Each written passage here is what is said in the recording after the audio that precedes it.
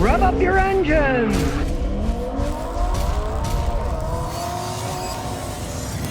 You think the price of gas is bad here? Guess what? In Cuba, the fuel price is about to become 5 times more expensive.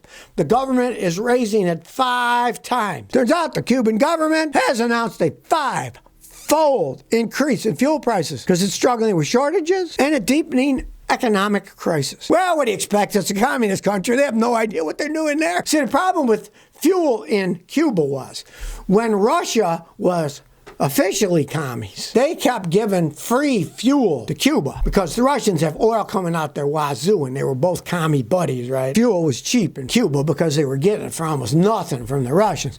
But when the Iron Curtain fell down and Russia became non-commo, guess what happened? They stopped giving free oil to Cubans. Since then, they've been kind of screwed over. And the government was subsidizing it, and now they're saying, well, we're stopping to subsidize. Now you got to pay 5 times of what you were paying the other day. They say as of February, their price is going to go from 25 pesos a liter, they use liters like Europeans do, to 132 pesos per liter. There's 3.785 liters in a gallon, so a little bit less than 4 liters. They got to pay 5 times of what they were paying before. Tells you there's a mess in Cuba. I met a guy and he said his uncle was a doctor in Cuba, but he actually made more money playing piano in a piano bar than he did as being a doctor. So I'll tell you, that country is one messed up Caribbean island. And now they're going to be paying a ton more for the gasoline. At least there's one advantage to Cuba. It's not that big, right? So it's not like you're doing 3,000-mile road trips in Cuba.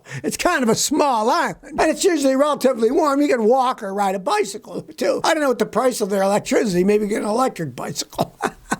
Nehanachro 102 says, should I buy a Lexus from this used lot? Found a car lot doesn't care about credit or repos, just down payment and proof of insurance. What can I find there? I wanted to buy a 2017 Lexus RC350.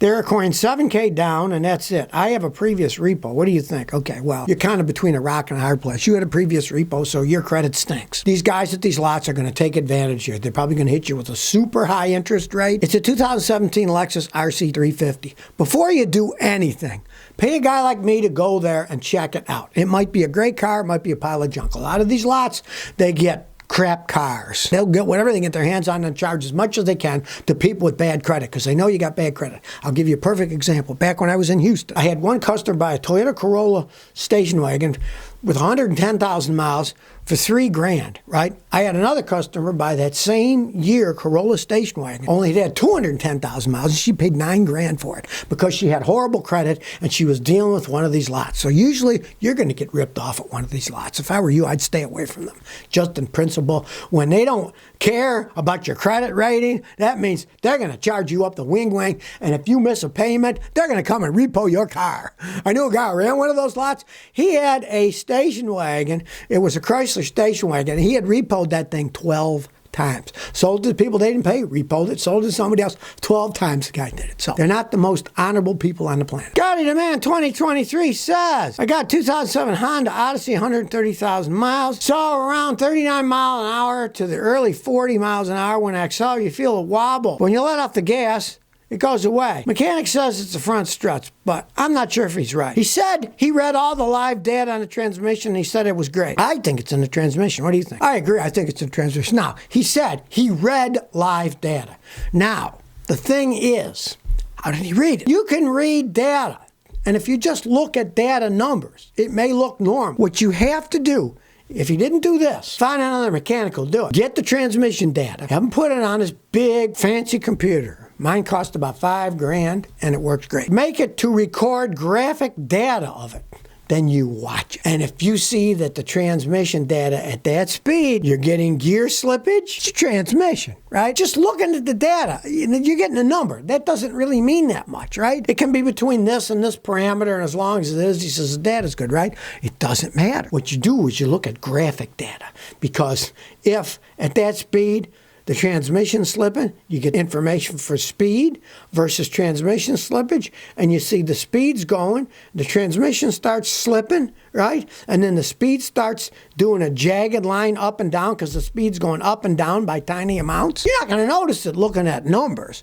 But when you see the graph would show you it's in the transmission. So I would start with another mechanic and say, can you do a graphic analysis of my transmission? Have them do it, and they'll probably find out it is your transmission. Because he says it's your struts.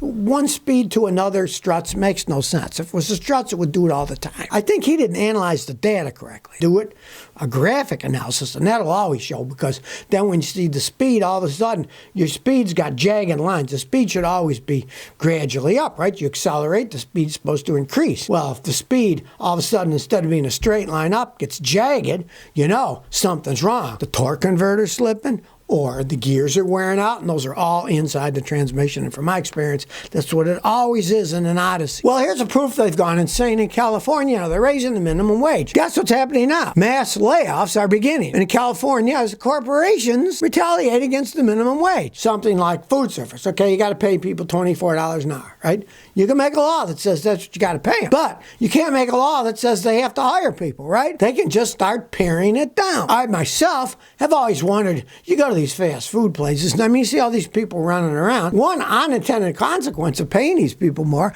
is going to be a lot of their jobs are going to be gone. So it'll kind of backfire that a bunch of the people that have jobs are going to lose their jobs now. You know, a lot of corporations are just leaving. A lot of people are leaving. You can say, oh, we're going to make a law that says everybody's going to make all this money. But if there are no jobs, it doesn't matter what they pay per hour if the jobs are gone. Of course, they don't think about that in California. You just think, oh, these people, they need more money. Yeah, sure they do. But if they lose their jobs, then they're in a worse position than we're in the first place. It says April 2024, minimum wage for California fast food workers will go from $16 to $20 an hour. Try living in California on $20 an hour. Good luck. Unless you're living in the boondocks somewhere in the middle of nowhere, you can't live for that kind of money in California. Rent's high, taxes are high, cars cost more, gas generally costs $2 to $3 a gallon more than in other places. That is not a livable wage in California anyway. Politicians are rearranging the deck and they think, oh, we'll pay people more. That'll solve all the problems. No, it won't. In this case, it'll probably exacerbate the problem for the poor people who have a job that are not going to lose their job. Well, it looks like there's a battle amongst the greenies. The American Clean Power Association CEO, Jason Grummet, is being knocked down by other environmentalists to say, oh, he's cozying up to the oil industry. He's not really green, right? They're all arguing amongst themselves. And they're going after him saying, oh, he's a Benedict Arnold. He's a traitor to our green thing. Because the problem is, a lot of these green people, they are theoretical people. They think that there's black and there's white.